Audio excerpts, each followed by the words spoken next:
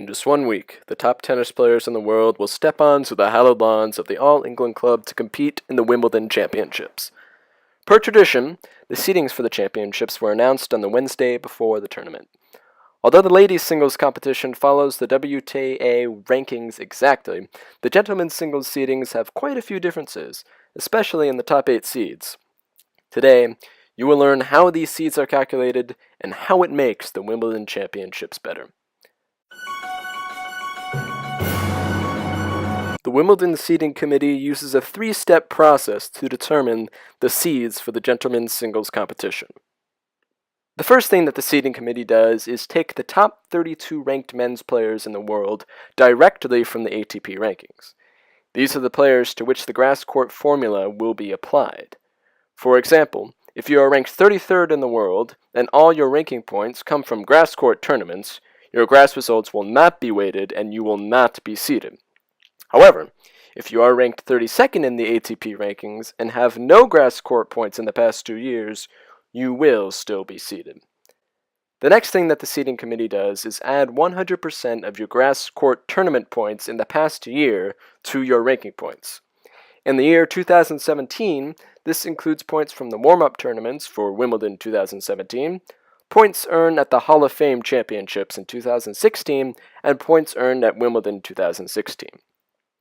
Finally, the seeding committee adds 75% of your ranking points earned from your best grass court tournament in the year before that. This includes points from one of the following: the warm-up tournaments from Wimbledon 2016 or Wimbledon 2015. Now, to better explain this unique seeding system, we'll go through the example of 2017 gentlemen's singles seeding. So right here, you may notice the gentlemen's singles seeds on the left, with Andy Murray as number 1, Novak Djokovic as number 2, Roger Federer as number 3, Rafael Nadal as number 4, and Stan Wawrinka as number 5. But, as you can see here, the actual ATP rankings are a little bit different, with Nadal as number 2, Wawrinka as number 3, Djokovic as number 4, and Federer as number 5. So, how did it come to these revised, swapped rankings? Well, here is a chart that explains exactly what grass results are going into their grass court seeding. Now, first we'll look at Andy Murray. Now, Murray is perhaps the simplest to explain because he already has a healthy 2,000-point lead in the rankings.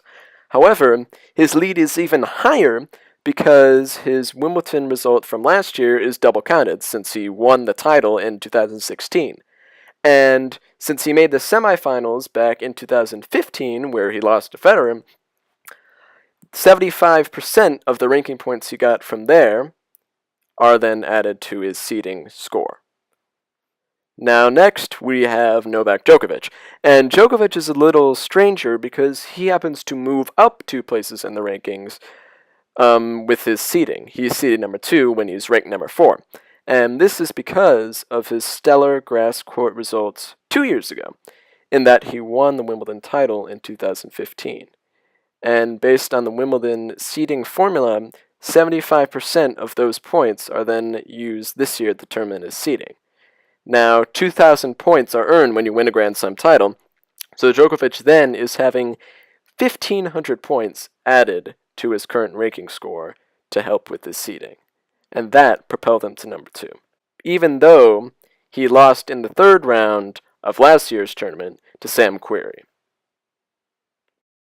Now next we're going to talk about Roger Federer, and like Djokovic, his Wimbledon seeding is 2 spots ahead of his actual ranking at this time. Now, Federer has of course done amazingly well on the grass in the past 2 years.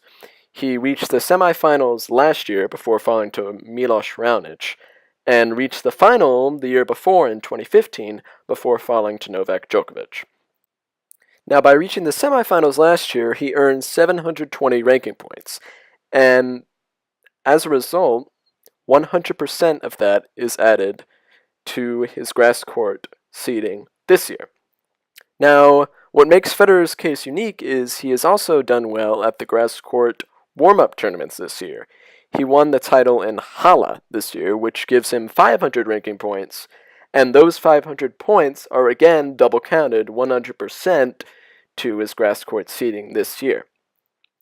Now, in addition, Federer made the final of Wimbledon in 2015, and per the Wimbledon seeding rules, 75% of that is then counted in his Wimbledon seeding this year. So Federer really... Now, finally, we have Rafael Nadal and Stan Wawrinka. And the reason I group these two together is they really have not produced many results on grass in the past couple years. Last year, Nadal withdrew from Wimbledon due to injury, and the year before, he lost in the second round. So the only grass court points that are getting double counted for Nadal are 75% of the 45 points he earned from the second round of 2015 Wimbledon. However, because he has so many points from other tournaments this year, including his victory at the 2017 French Open, Nadal is still seeded number 4. Wawrinka has a similar case. He has had excellent results this year, making the final of Roland Garros and winning the US Open last year. However, Stan has not had very good results on Wimbledon in the past couple years. This past year, in 2016, he fell in the second round, giving him only 45 ranking points that are then double counted for his grass court seeding. And the year before, in 2015, he lost in the quarterfinals to Roger Federer. So 75% of those points are then counted toward his grass court seeding.